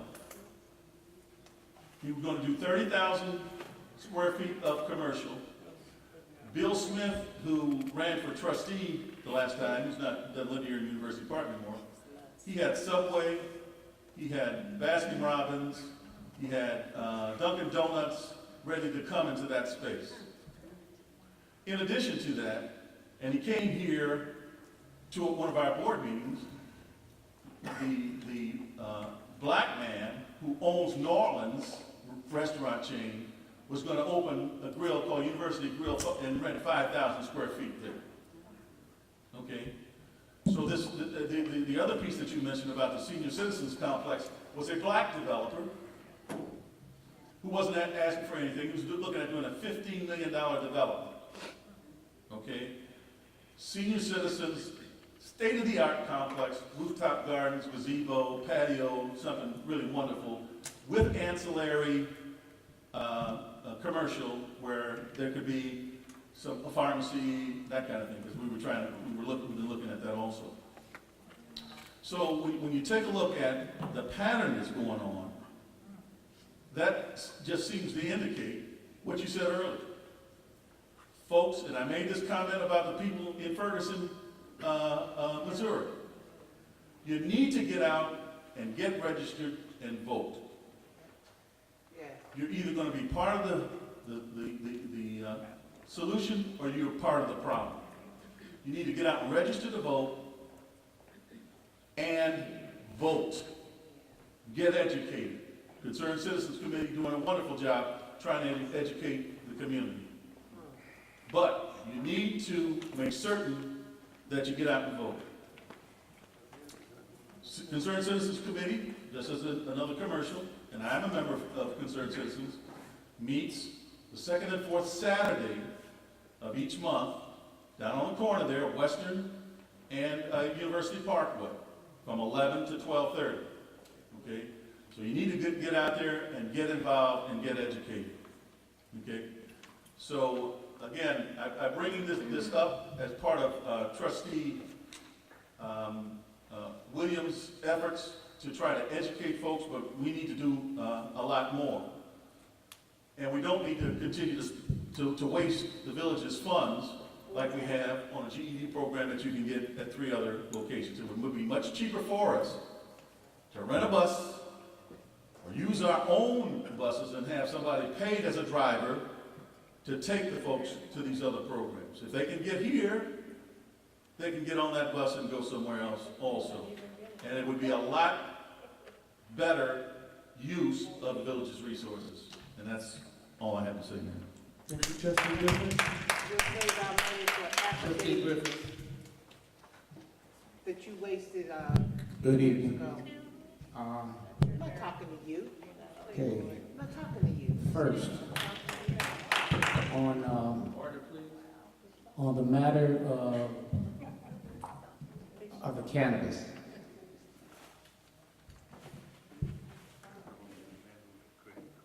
Grand Prairie made a lot of statements, and one of them was brought up by the Oriental lady from Phoenix, and our attorney concurred with her. You can't just give away $1 million worth of cannabis. You can't just do this. You have to do it a certain way. It was brought out in the meeting that was here, and the attorney said she's right. Now, they like Grand Prairie. The mayor, Larry Brown, Milton Payton. We like Phoenix. Phoenix, most experienced, racially diverse, and has a track record. So that's why we liked Phoenix. There's no problem. They said they wanted everything on equal ground. Joseph Rudez made a motion to reconsider. So we voted. We changed the vote. But I still say, I hate to hear it, but I would thank her. She's absolutely right. Mrs. Rudez was absolutely right. We should have let the vote stay like it was. They didn't make a motion to reconsider Phoenix. They voted no on Phoenix. But they want everything equal. That's the backdoor politics thing. But they want everything equal. And when they can't get their way, they cry like a whatever. You know, and then what gets me? No? Now. There you go. You do it well. You do it absolutely well. Back to Grand Prairie. He promised the world. Maybe one reason he promised, word is out there, maybe it's gonna help the mayor pay for that $17,000 that she owed up fine. We will see, since it's not paid. We will see. Now, on the matter of the building, Trustee Officer, Payton, did you do something, please? Trustee Payton Disruption.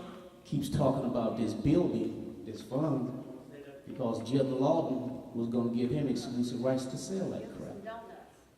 First of all, what's Excuse me, my talking. I'm talking all you lying. He had exclusive right to sell it, your company, your business, or whatever.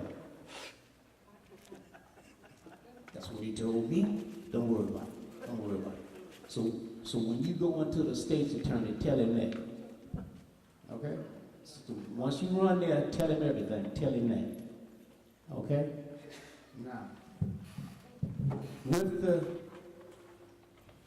$6 million to $8 million that would have cost us, the village, it would hit your taxes immediately. It would hit your taxes immediately. It would have raised your taxes to the roof. So therefore, no, we voted it down. No. That's why we voted it down. And Trustee Gudez is right. There's a big article about that in the South Town. A big article about that. It's one of the worst deals they hit. Talked to the mayor of the Robbins, Diane Mill.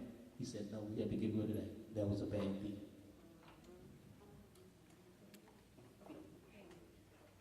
They want you to accept any and everything that they can. If you need money that bad, get a job.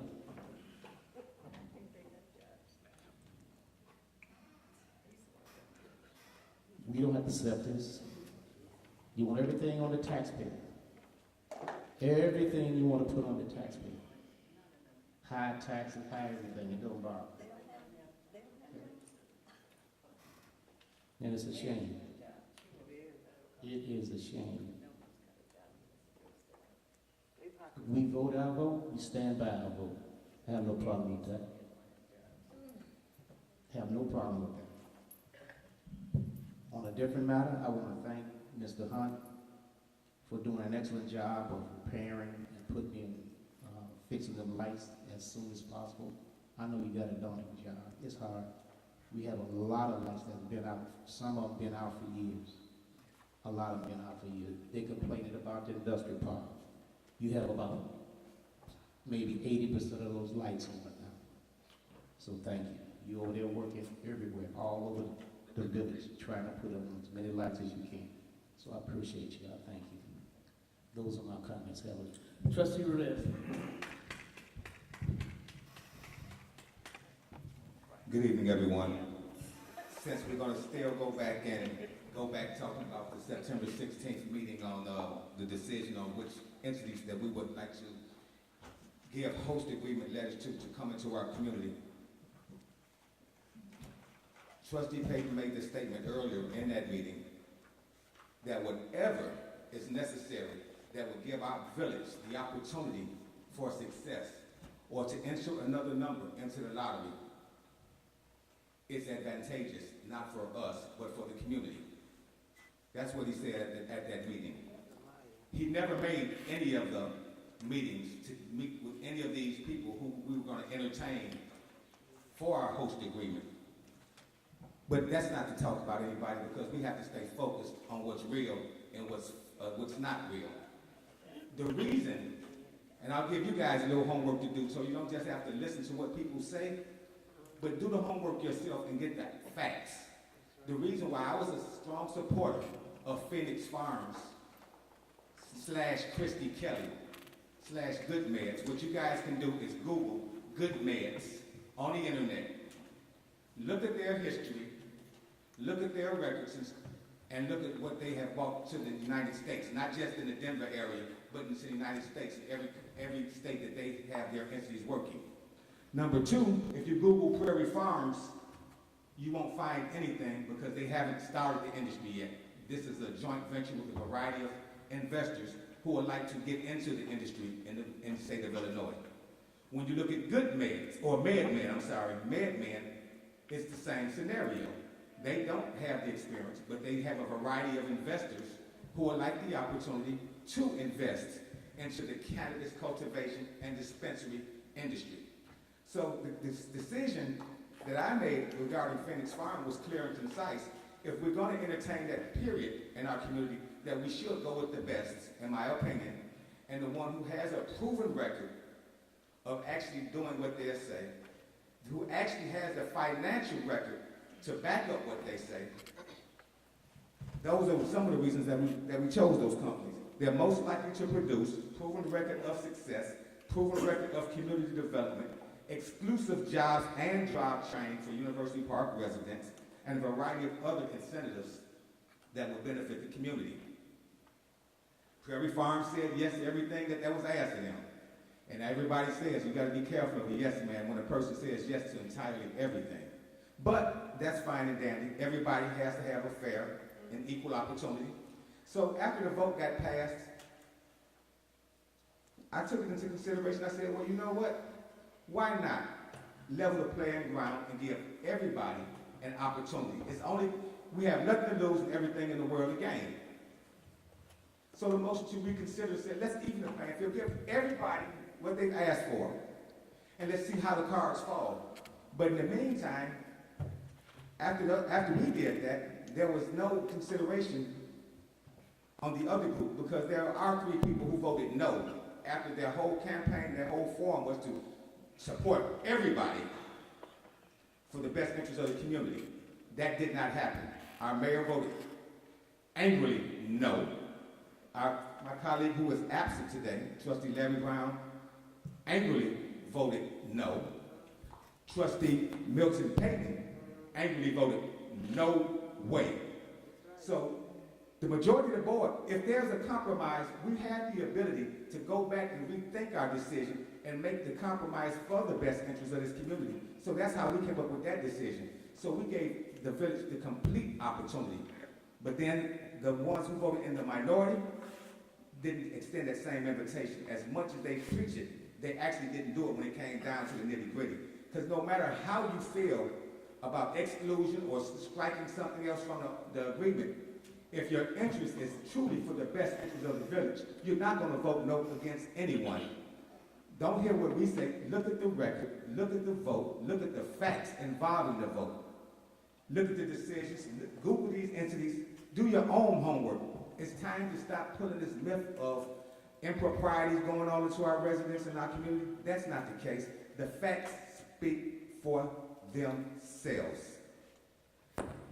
That's all my comments. You know, I'm just going to leave it alone at that, because that's stuff in the past. The development stuff is stuff in the past. And you know, when you can't blow out my light to make yours shine any brighter. Doing the right thing for the community is the only thing that's really going to matter up here. Planting that seed for future growth and development. Not continuing to tear someone down, making allegations and pointing the finger and slandering them. That's not what business people do. Not at all. And then just to think, I've had the opportunity to attend the Illinois Municipal League conference just for one day. That's a conference held annually down at the Hilton Hotel in Chicago with municipal leaders, city managers, aldermen, mayors, trustees, city clerks, and everybody else has the opportunity to attend, network, get updated on everything that's happening in the state of Illinois. But then to think that there was an imposter representing the village of University Park as our village clerk was truly disrespectful in its full nature. I was approached by somebody and asked me, what happened to D? Is D okay? Because the mayor says that this other person is the village clerk to some people, and then to other folks, she said that this is the person who's going to be the next village clerk. But to put a person in stuff like that, we don't need to have stuff like that going on in our village. That's not fact, that's not hearsay, that's the honest to God truth.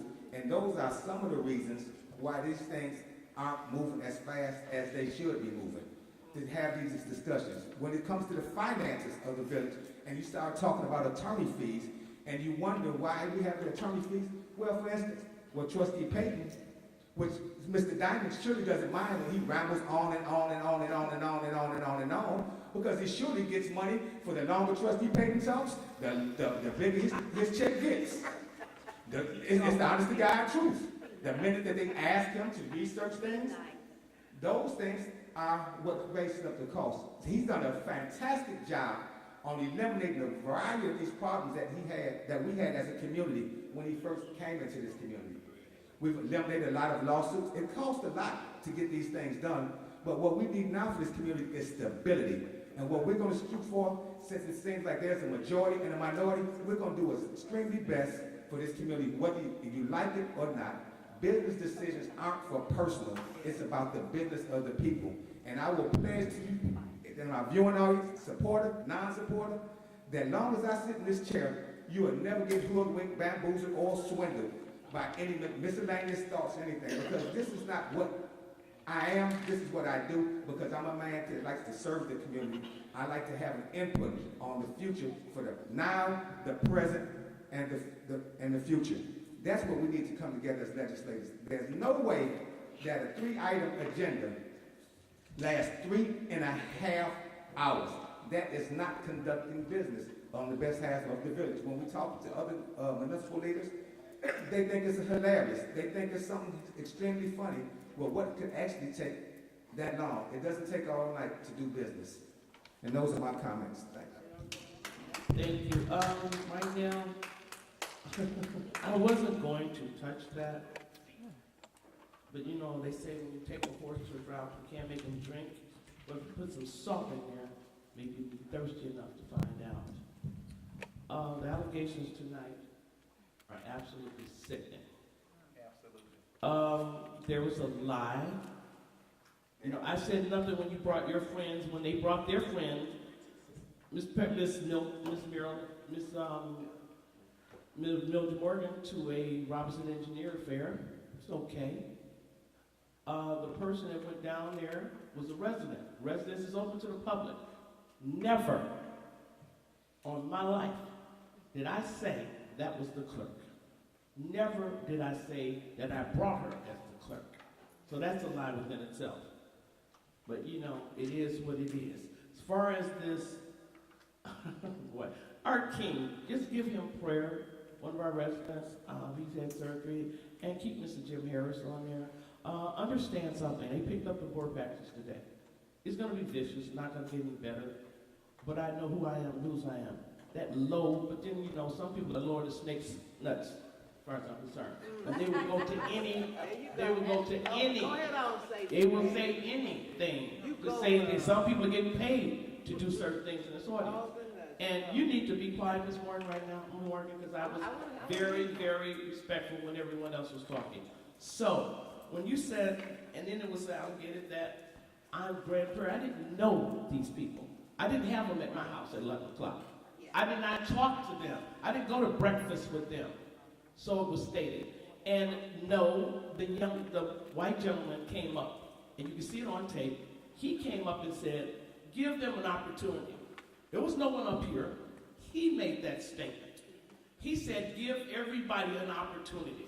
I would ask for you guys to reconsider that and give him an opportunity to have a chance.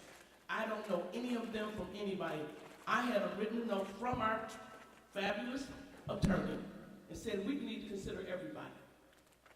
I didn't have any private meetings. I didn't get any free tickets. Okay?